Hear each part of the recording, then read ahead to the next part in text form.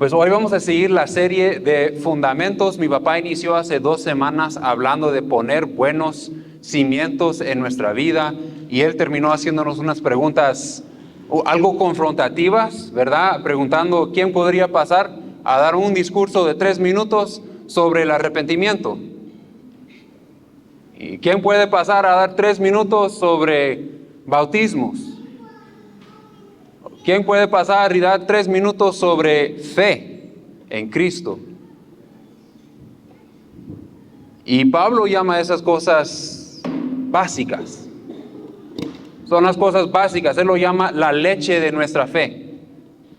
Y unos versos antes dice, dejen de tomar leche.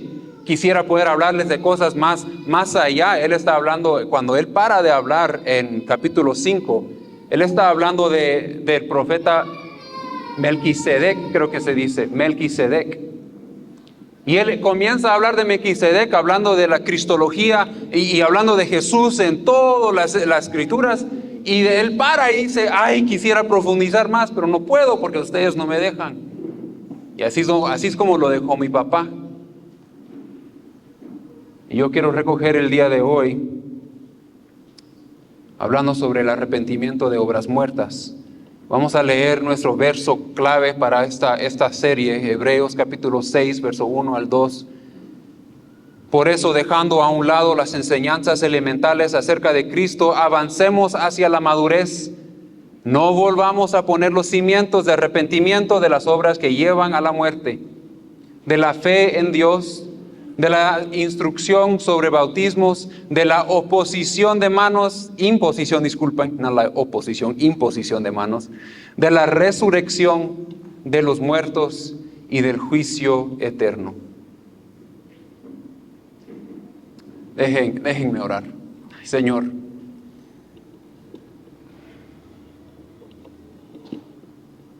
háblanos este día por medio de tu palabra. Refuerza cimientos en nosotros, en nuestra fe.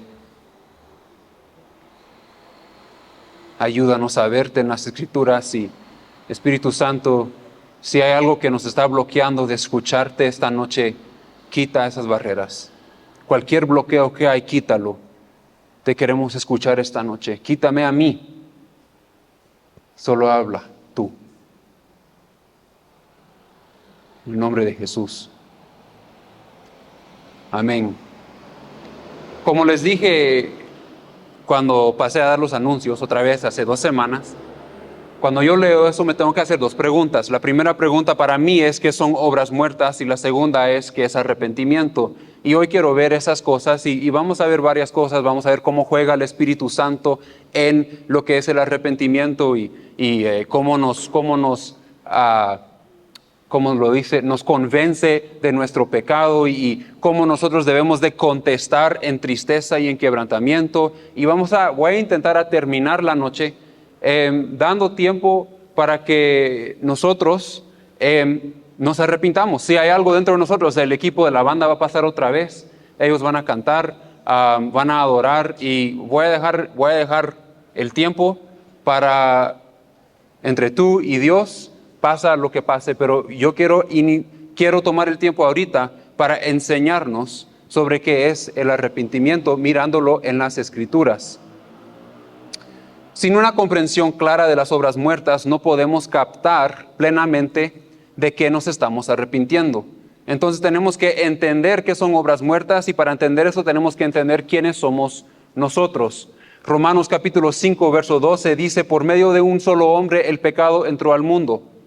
En el mundo, y por medio del pecado entró la muerte. Fue así como la muerte pasó a toda la humanidad, porque todos pecaron. Todos pecaron. Salmo 51, verso 5, dice, yo sé que soy pecador, dice David, cuando está arrepintiéndose después de haber sido confrontado por, creo que es Natán, el profeta Natán, por haber primero cometido adulterio con Betsabé y de ahí matado a su esposo, asesinó a su esposo y él está orando y dice, yo soy pecador de nacimiento, así me concibió mi madre. Desde el inicio de nuestras vidas, Nosotros luchamos con obras muertas porque nacemos pecadores. Y en nuestra humanidad nosotros nos tendemos a vanagloriar. No creo que hay mejor descripción de la humanidad que la que encontramos en Romanos capítulo 1. Si tienen sus Biblias o tienen sus teléfonos, quiero que vayan conmigo, Romanos capítulo 1. Saquen sus teléfonos, no miren las noticias, no miren el partido, no miren a Facebook, vayan a la Biblia. O si tienen su Biblia en físico, saquen su Biblia en físico, mejor si lo tienen en físico. Romanos capítulo 1. Y quiero que nos hagamos unas preguntas mientras leemos esto. La primera pregunta es, ¿qué me dice esto sobre la humanidad? Romanos capítulo 1. ¿Qué me dice Romanos 1 sobre la humanidad? No lo voy a poner aquí arriba. No, si tienen sus Biblias me van a poder seguir, si no, me van a tener que escuchar. La segunda pregunta es, ¿qué me dice esto de mí mismo? Entonces, ¿qué me dice de la humanidad y qué me dice de mí mismo? Cuando estamos estudiando las Escrituras, nuestro estudio es tan bueno como las preguntas que hacemos. Es que en la vida es tan bueno como las preguntas que hacemos. Si nosotros no sabemos hacer buenas preguntas de la Escritura, lo leemos, no lo comprendemos, las cosas que no comprendemos decimos, no lo entiendo, y seguimos adelante. Tenemos que interrogar, hacer buenas preguntas de las Escrituras mientras leemos. Entonces, esta noche, mientras leo esto, vamos a hacer dos. ¿Qué me dice esto sobre la humanidad? Romanos 1. ¿Qué me dice esto de mí mismo? Empezando en verso 18. En verdad la ira de Dios viene revelándose desde el inicio, desde el cielo, contra toda impiedad e injusticia de los seres humanos, que con su maldad obstruyeron la verdad. Me explico. Lo que se puede conocer acerca de Dios es evidente para ellos, pues Él mismo se lo ha revelado. Porque desde la creación del mundo, las cualidades invisibles de Dios, es decir, su eterno poder y su naturaleza divina, se perciben claramente a través de lo que Él creó, de modo que nadie tiene excusa.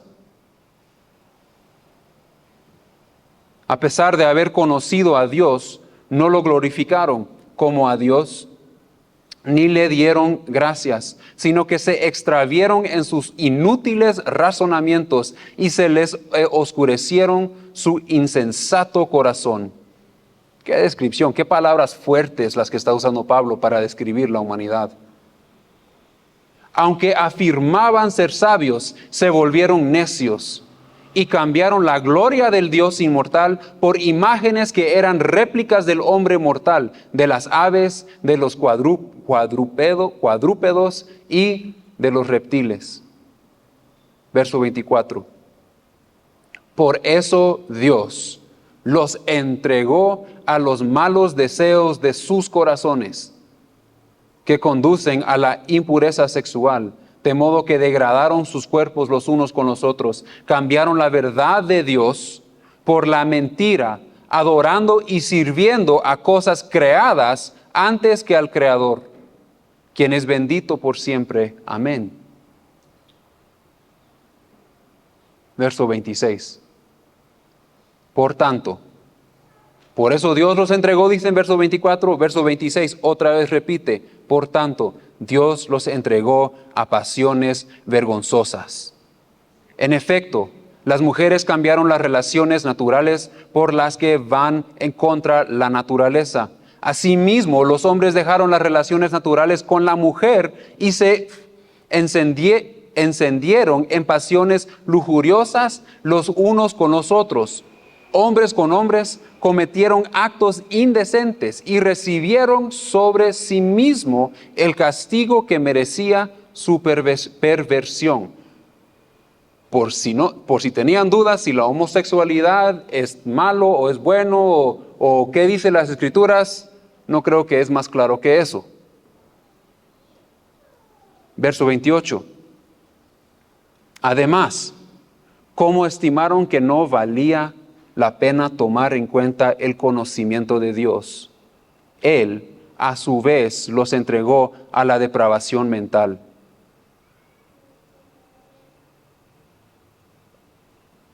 para que hicieran lo que no debían hacer. Se han llenado de toda clase de injusticia, maldad, avaricia y depravación. Están repletos de envidia, homicidios, desacuerdos, engaño y malicia. Son chismosos, calumniadores. Esta próxima pega duro, enemigos de Dios, insolentes, soberbios y arrogantes. Se ingenian maldades, dice.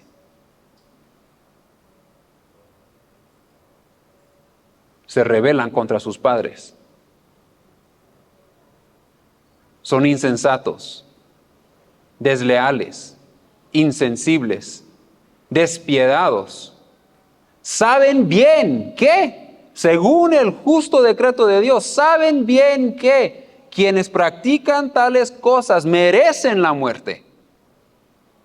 Sin embargo, no solo siguen practicándolas, sino incluso aprueban a quienes las practican. He leído eso no sé cuántas veces en las últimas semanas. Porque cuando yo pienso en el arrepentimiento, yo no puedo pensar en más allá que empezando con mi humanidad lejos de Dios. Y Romanos me lo dice claramente. Y si eso no es suficiente para traerme al arrepentimiento, para querer quedarme tirado delante de Dios, quieto, porque Él es santo, Él es perfecto, Él es mi creador, Él es justo, Jesús murió por mí.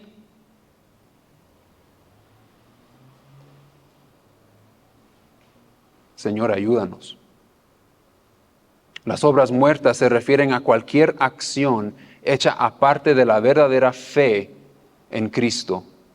Esto incluye obras pecaminosas como las que acabamos de ver, acciones que van directamente en contra de la voluntad de Dios, la injusticia, avaricia, los chismes, rebeldía, homosexualidad, homicidios, adoración a cosas creadas en vez del Creador,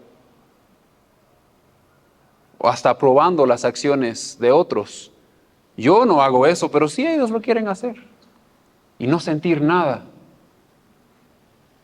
Obras religiosas o justicia propia, buenas acciones hechas en motivos equivocados, intentando para ganar salvación en lugar de confiar en lo que Cristo ya hizo por nosotros en la cruz. Tratar de justificarnos por nuestras obras. Las obras pecaminosas como las que acabamos de leer son obvias. Es decir, es que yo no hago eso, es que yo no soy así. Calidad.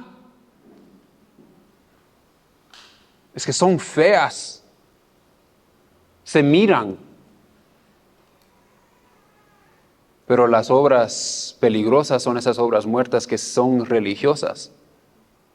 Y estoy hablando a un montón de personas quienes en sí practicamos la religión.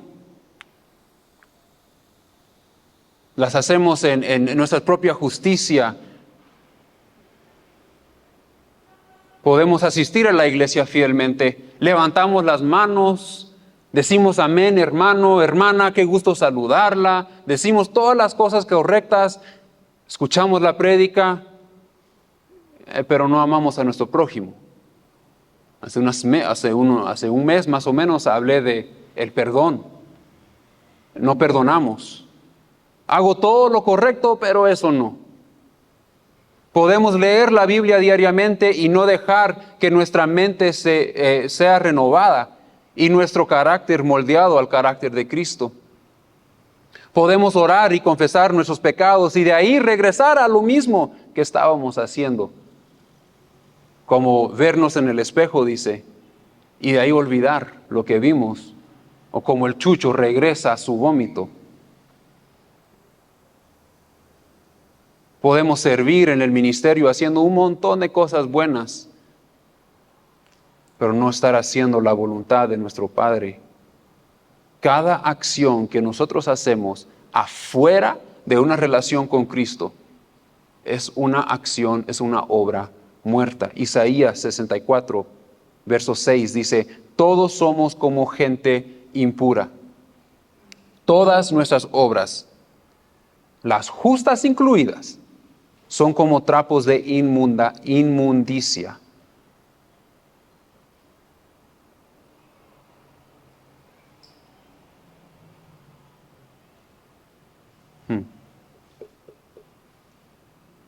La gente impura ahí está hablando de todos aquellos que son gentiles, todos aquellos que no practican la ley, los que no han hecho los ritos adecuados para ser en sí purificados por el pecado que ellos tienen. Está hablando de la ley de Moisés y nosotros, ellos tenían que hacer esos ritos de purificación una y otra vez. Y el propósito de la ley que fue dada, como nos dice Pablo, es que nos estaba apuntando a la salvación en Cristo. Estaba diciendo, ustedes no pueden justificarse hasta sus obras justas, hasta ir al templo, hasta hacer lo correcto. Fuera de Cristo es impuro. La ley ni nuestras obras justas no nos pueden salvar. Solo revela nuestra incapacidad para justificarnos a nosotros mismos. Es por eso que se necesita a Jesús. Él vino a purificarnos una vez y para siempre. Aquí vamos a Hebreos. Hebreos capítulo 9, verso 14. La sangre de Cristo, quien por el Espíritu Eterno se ofreció sin mancha a Dios, el Cordero perfecto, limpiará nuestra conciencia de obras que conducen a la muerte, obras muertas. ¿Para qué? Para que sirvamos a Dios. Jesús fue el Cordero perfecto que quitó el pecado del mundo. Si miramos a Juan, capítulo 1, verso 29, ¿qué dice Juan cuando mira a Juan el Bautista, cuando mira a Jesús llegando? Aquí tienen el Cordero de Dios, ¿que qué? Quita el pecado del mundo. Jesús es el sacrificio final.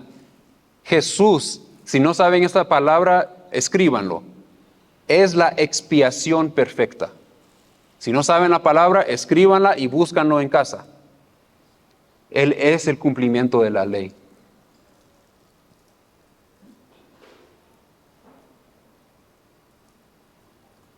¿Y qué hace Jesús? Es bautizado, se va, regresa, y en Mateo capítulo 4, versos 16 y 17, dice, el pueblo que habitaba en tinieblas ha visto una gran luz. Sobre los que vivían en la tierra de sombra de muerte ha amanecido la luz. Desde entonces comenzó Jesús a predicar, arrepiéntanse porque el reino de los cielos está cerca. Jesús vino a predicar arrepentimiento. Entonces, ¿qué es arrepentimiento? No es solo un sentir. El arrepentimiento es un cambio de mente, corazón y dirección. La palabra griega para arrepentimiento es metanoia. Creo que así se dice. Significa una transformación total del pensamiento y la acción. El arrepentimiento en sí es reconocer en confesión quiénes somos, dónde estamos y qué hemos hecho. Luego, alejarnos del pecado y volvernos hacia Dios. ¿Quiénes somos?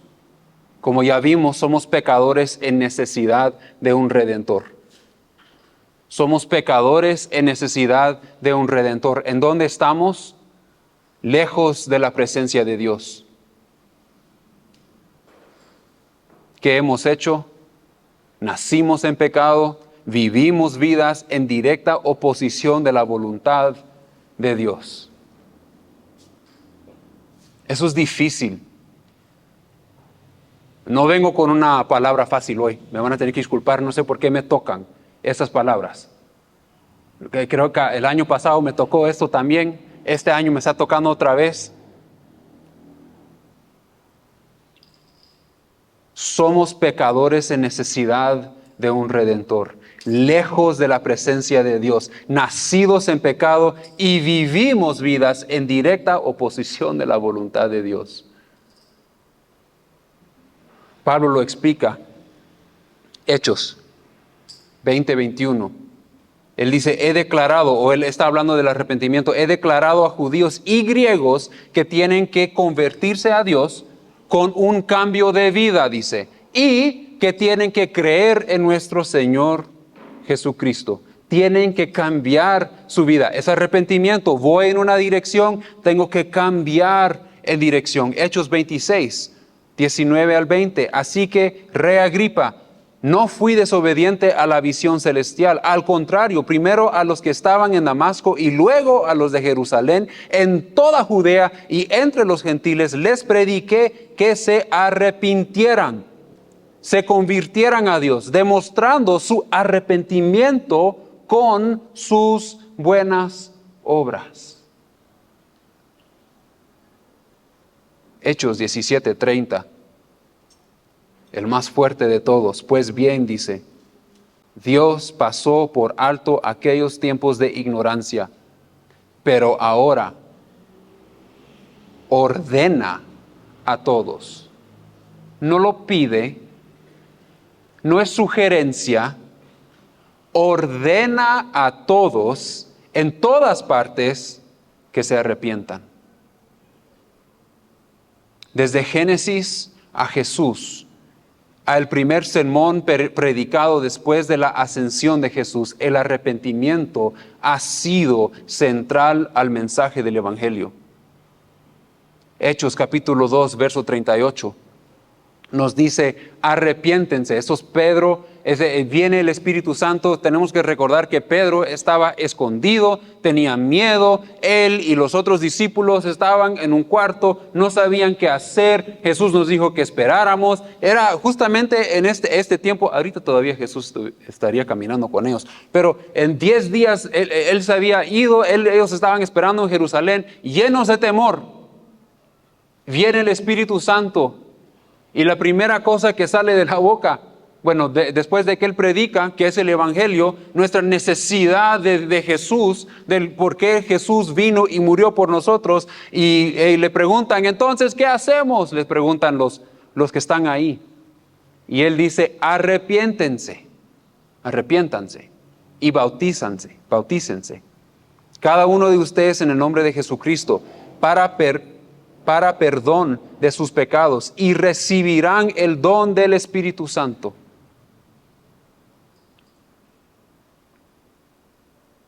Y aquí es donde comenzamos a ver el rol del Espíritu Santo. Jesús quitó nuestros pecados, pero no llegamos al arrepentimiento de nuestra propia cuenta. Es el Espíritu Santo quien nos convence y nos atrae al arrepentimiento. Necesitamos el Espíritu Santo en nuestra caminata como cristianos, porque Él es el quien nos convence de nuestro pecado. Vamos a Juan 16. Si tienen sus Biblias, síganme. Juan 16. Yo sé que estamos en un montón de versos, pero la misma Biblia se predica, entonces ahí vamos. Juan 16, verso 8. Yo estoy leyendo la versión NBI, pero la que ustedes usan está bien también.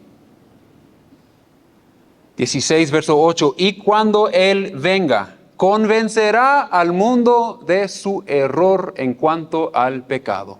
Él, siendo el Espíritu Santo, también nos convencerá a la justicia y al juicio en cuanto al pecado, porque no creen en mí. Y ahí lo vamos a dejar. Convencerá al mundo de su pecado, en cuanto a su pecado. Hasta que el Espíritu Santo nos convence, muchos de nosotros vivimos creyendo que estamos bien. Si mis buenas obras son un poco más que las obras malas que yo hice, yo vivo una vida recta, una vida justa, yo hago lo correcto en mis propias... Mira, yo hice lo correcto. Entonces el balance, cuando yo llego, va a estar bien. Pero no funciona de esa manera.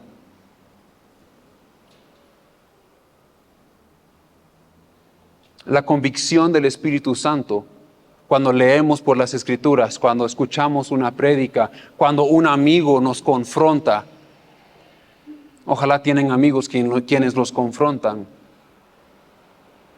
La convicción del Espíritu Santo lleva a una, no sé si es una de dos, pero vamos a ver dos respuestas, dos diferentes respuestas. La primera ya vimos en Hechos capítulo 2, verso 37, que después que Pedro predicó, ellos dijeron que ellos sintieron que sus palabras traspasaban hasta el corazón y le preguntaron, ¿qué debemos hacer?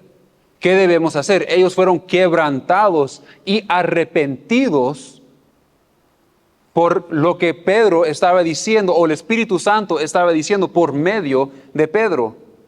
Y 3,000 personas fueron añadidos. Del otro lado, vamos a ver dos ejemplos. La primera se encuentra igual en Hechos, capítulo 7, unos capítulos más adelante. Y, ¿cómo se llama el que está predicando ahí, capítulo 7? ¿Quién tiene sus Biblias? Esteban él comienza a predicar y los que están escuchando, ellos son confrontados con la verdad, no lo pueden negar lo que él está diciendo y se enfurecieron, dice la Escritura, y rechinaban los dientes contra él y lo terminaron matando. Es otra respuesta a la confrontación, a cuando el Espíritu Santo viene y nos redarguye. Un lado, quebrantamiento. Otro lado, corazón endurecido. Lo mismo que pasó con Faraón. Si miramos en Génesis capítulo 3, Adán y Eva pecan. Dios viene y en su bondad los comienza a buscar. Y Él dice, ¿dónde estás? Adán, ¿dónde estás? Y Adán responde con vergüenza. Nos cubrimos y escondimos porque teníamos vergüenza.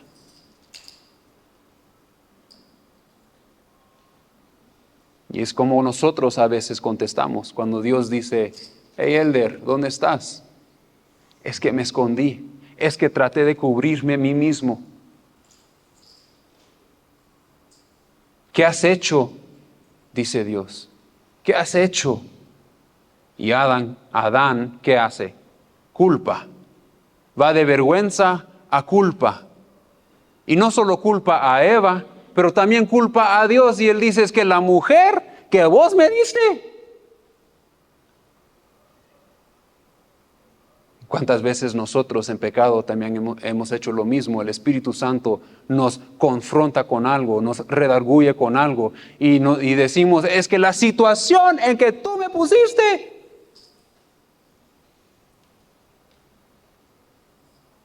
Y después Dios dice, ¿pero qué hiciste? Y yo creo que cada vez que Él está haciendo una pregunta, Él está buscando que por favor, alguien se arrepiente. Que alguien diga, es que nos equivocamos, pecamos en contra de ti. Yo creo que eso es por eso está haciendo las preguntas. Por favor, alguien arrepiéntase, reconozcan lo que han hecho. No lo reconocen. Corazones duros, avergonzados, echando culpa. ¿Pero qué hiciste? Y Eva echa culpa a la serpiente. Es que me engañó la serpiente. En ningún momento se arrepintieron. En ningún momento se arrepintieron. Cuando respondemos nosotros con tristeza, con el quebrantamiento y el arrepentimiento según Dios, estamos posicionados para recibir la misericordia y la gracia de Dios. Vamos a 2 Corintios capítulo 7.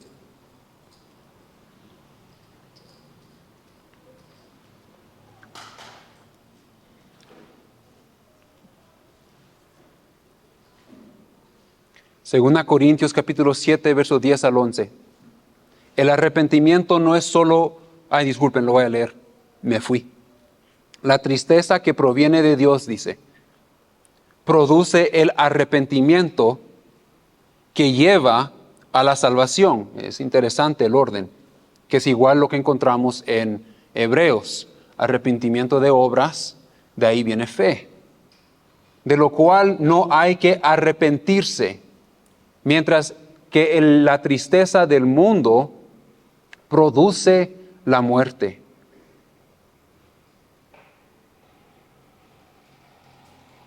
Y quiero ver eso en las Escrituras. Lo vamos a ver en la vida de, y tengo tiempo, calidad.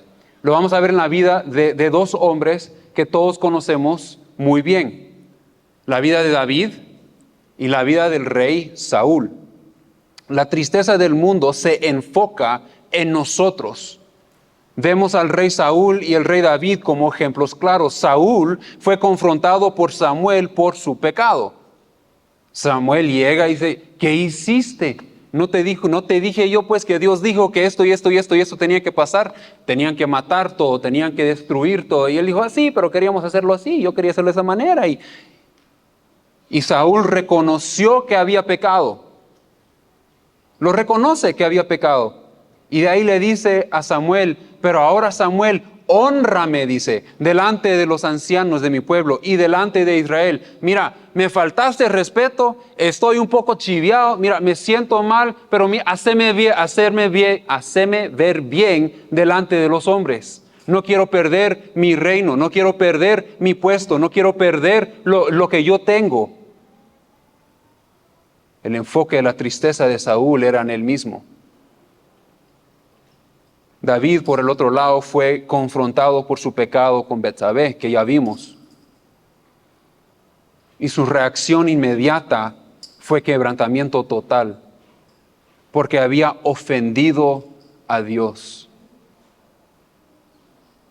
Cayó sobre su rostro, ayunó, se arrepintió, no le importaba lo que estaban diciendo los demás, no le importaba su reino, no le importaba el bebé que iba a morir, le importaba, estaba quebrantado, pero lo que le importaba en ese momento era que él había ofendido a Dios. Clamó por la misericordia de Dios. Lo pueden ver esas cosas los pueden ver en 2 Samuel capítulo 12, verso 13 al 16 y Salmo 51. La tristeza del mundo se enfoca en nosotros. Seré despedido, dice, o perderé mi matrimonio, o perderé mi posición en el ministerio, o ¿será que iré al infierno? Nos enfocamos en nosotros y está lleno de temor y ansiedad. La tristeza según Dios dice, he herido el corazón de aquel a quien amo profundamente. Pablo dice en 2 Corintios capítulo 7, 9 al 10 que la iglesia había experimentado tristeza según Dios y esa tristeza los llevó a verdadero arrepentimiento. Recogemos en verso 11, 2 Corintios 7, 10, verso 11. 7, verso 11, disculpen. Fíjense en lo que ha producido en ustedes esta tristeza que proviene de Dios.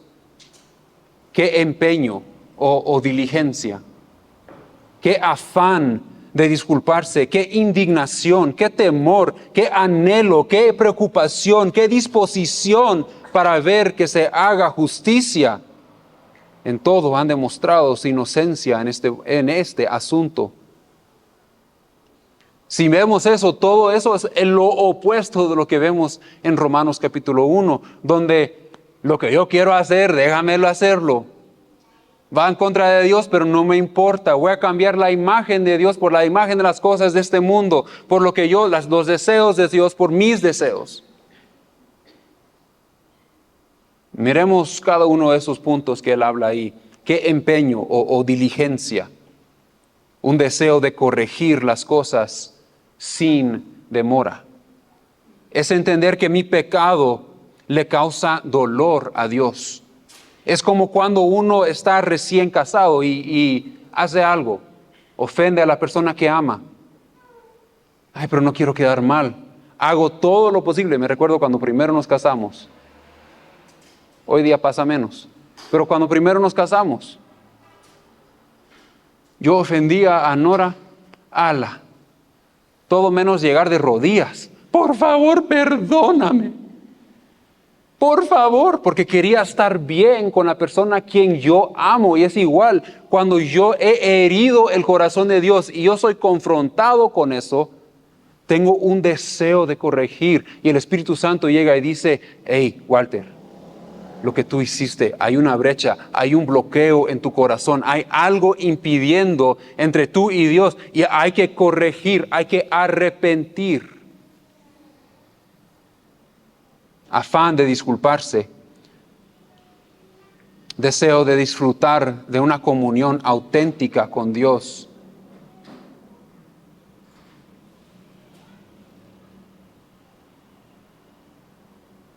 Ya abordé eso. Es darse cuenta que el Espíritu Santo está diciendo las cosas no están bien. Reconocer que hay una brecha. Regresar a Él, que vas en un rumbo equivocado y hay que cambiar de dirección.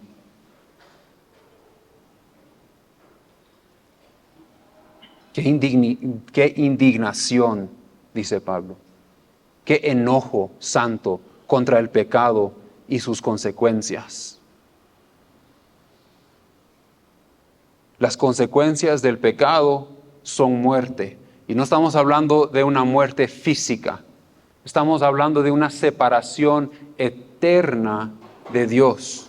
Salmos 97:10 nos dice, ustedes, los que aman al Señor, odien el mal. No la persona, el mal. Lo opuesto de lo que leímos en Romanos, incluso aprueban a quienes los practican, dice Romanos. Pero aquí vemos que nuestro corazón debe arder y quebrantarse a la misma vez, porque la consecuencia del pecado es la muerte, es la eternidad separada de Dios. Nosotros, para el mundo, por el pecado en nosotros, debemos de estar quebrantados, deberíamos de arder, tener una indignación. Qué temor reverente, dice. Un renovado asombro por la santidad de Dios. El arrepentimiento y fe nos salvan, pero el temor reverente, lo podríamos decir, nos sostiene. Nunca debemos perder de vista que nuestro Dios es santo. Y Él dice, sean santos, como yo soy santo. Qué anhelo o deseo vehemente, un anhelo de estar bien con Dios. Ahí regresamos a lo que estaba diciendo arriba. Ahí miran, se nota mucho que tiene que ver con la relación con Dios y la brecha que nosotros, por nuestras decisiones, comenzamos a alejarnos. Tal vez no es de un solo, salgo y hago algo malo, pero tal vez es un pasito. Pero no fue nada. ¿Y en qué área de tu vida tal vez has dejado que el pecado venga entre tú y Dios? No lo obvio, pero esas cosas pequeñas que tal vez hace unos años, la primera vez que lo hiciste, te sentiste tan mal que hasta te quitó el hambre.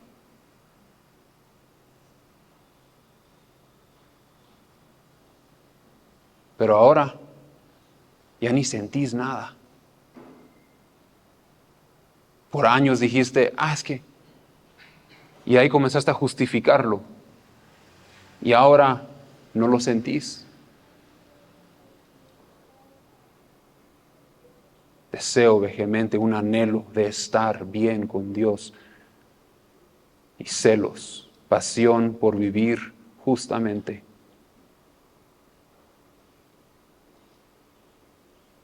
no para justificarte a ti mismo, porque como ya vimos no es posible, sino hazlo como todo inicia en estos versos, con tristeza, con quebrantamiento, con un corazón arrepentido.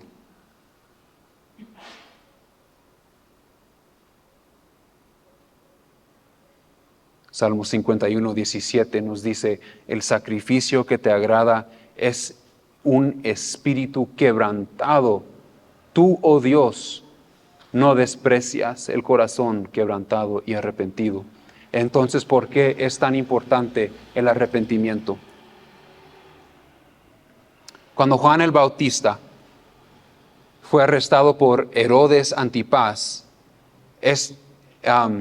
este lo escuchaba. Herodes escuchaba a Juan el Bautista. Juan el Bautista también predicaba arrepentimiento y bautizo. Y Juan predicó arrepentimiento, y de alguna manera una tristeza comenzó a nacer en el corazón de Herodes. En Marcos 6:20 nos dice: Herodes tenía temor de Juan, sabiendo que era un hombre justo y santo, y lo protegía. Y cuando lo oía, quedaba muy perplejo, pero le escuchaba de buena gana. Les gustaba escuchar la prédica de Juan el Bautista.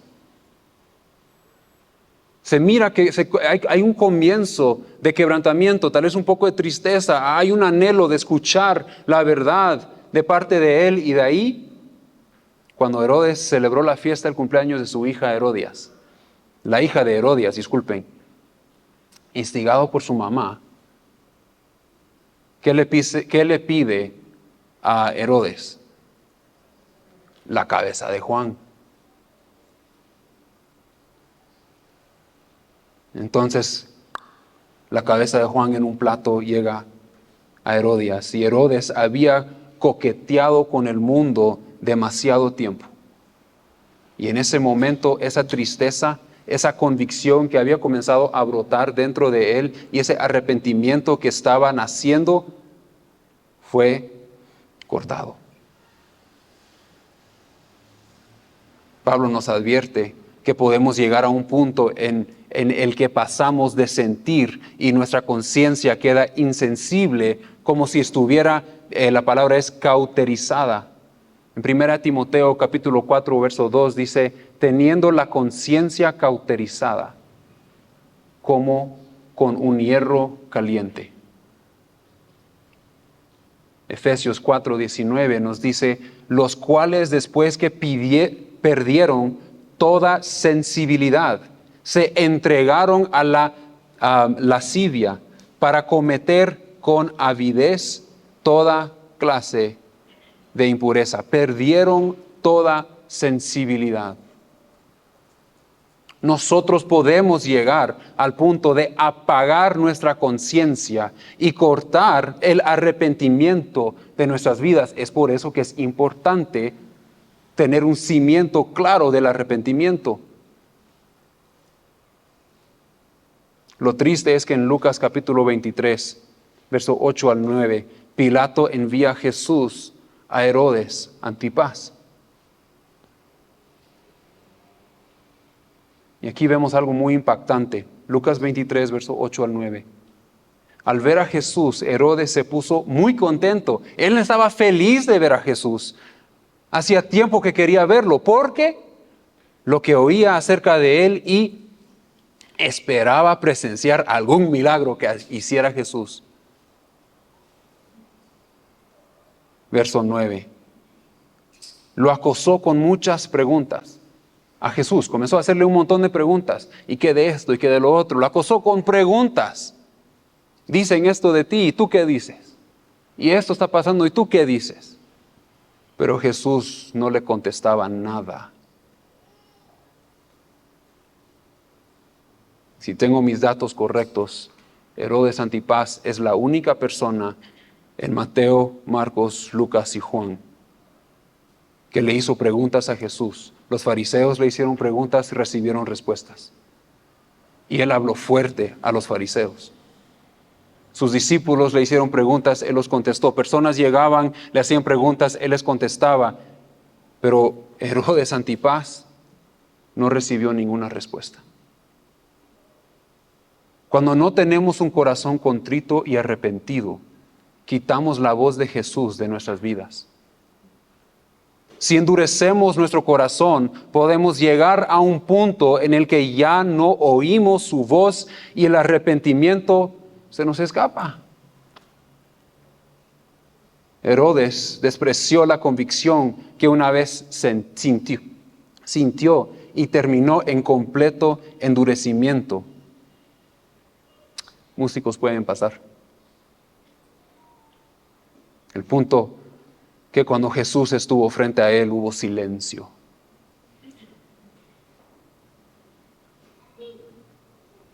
Que nunca permitamos que nuestro corazón se endurezca tanto que nosotros lleguemos al punto de no escuchar la voz de Jesús.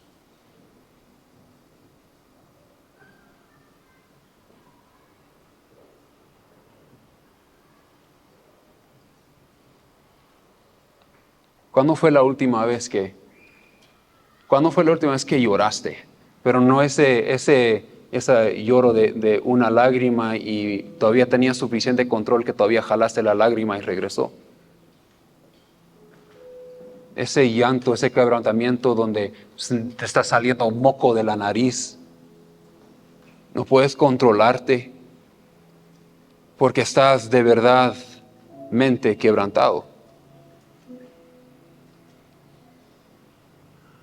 Y no estoy hablando quebrantado por el fallecimiento de alguien o algo personal. Estoy hablando, ¿cuándo fue la última vez que fuiste redarguido por el Espíritu Santo? Cuando escuchaste la voz de Jesús y Él dijo, hey, en esta parte de tu vida no estamos bien. Hay un sinfín de cosas sobre la cual donde sí. Y gracias a Dios hemos tomado pasos juntos. Gracias a mí mismo, diría Él. Hemos tomado pasos juntos. Y estoy orgulloso de ti, pero aquí, ay Dios, yo no quiero dejar eso. Es que mira todo lo que ya hemos hecho, decimos, mira todo lo que ya he avanzado, pero esto, ¿quieres que deje esto? Sí.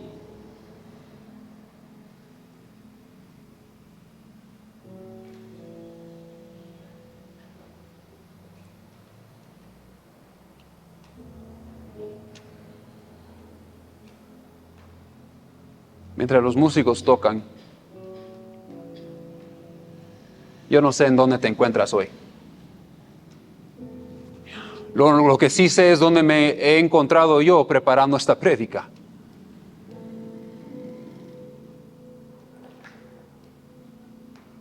Tal vez has estado al inicio de tu fe, o estás al inicio de tu fe, o es la primera vez que escuchas un mensaje sobre el arrepentimiento.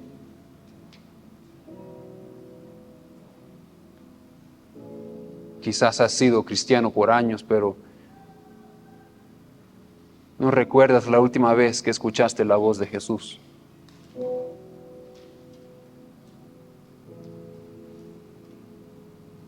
¿No te recuerdas cómo llegaste a este punto? Pero lo que sí sabes, necesito avivamiento. No puedo seguir como estoy. Amanezco todos los días, estoy ansioso. Tengo temor. Ni quiero abrir mi Biblia porque siento que no hablas. Necesito avivamiento.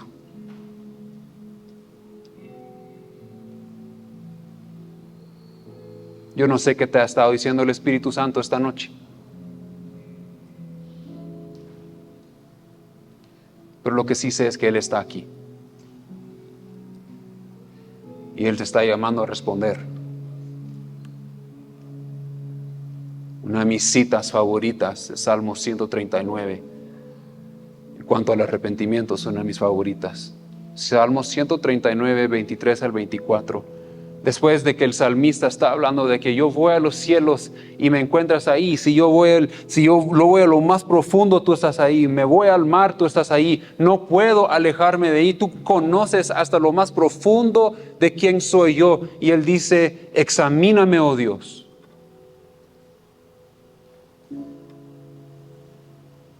Examíname, oh Dios.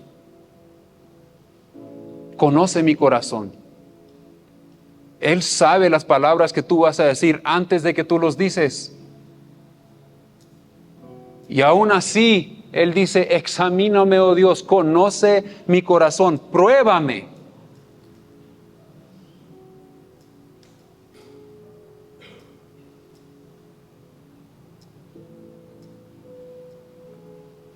Conoce mis pensamientos.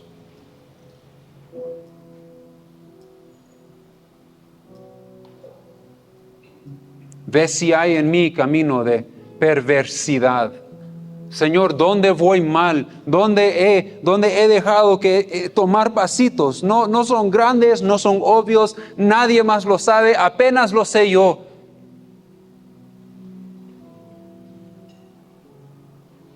Pero ¿dónde voy por un camino equivocado? ¿Dónde hay perversidad en mis pasos?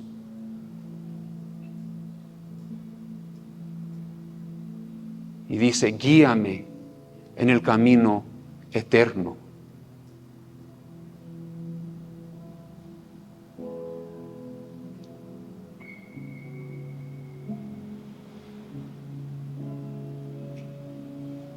Lo bonito es que no hay distancia. Es también lo que me gusta de ese Salmos. No hay distancia que Él no puede cerrar. No hay pecado que Él no quiere perdonar. Él pagó por todos nuestros pecados. El Cordero que quita el pecado del mundo.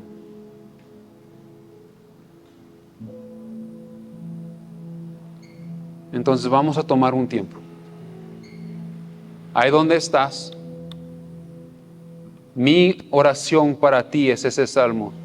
Espíritu Santo, eres bienvenido a este lugar, examínanos. Conoce nuestros corazones. Pruébanos en este lugar. Conoce nuestros pensamientos. Si hay perversidad en nosotros, Señor, como iglesia, redargúyenos. Convéncenos de nuestros pecados, Espíritu Santo. Quebrántanos.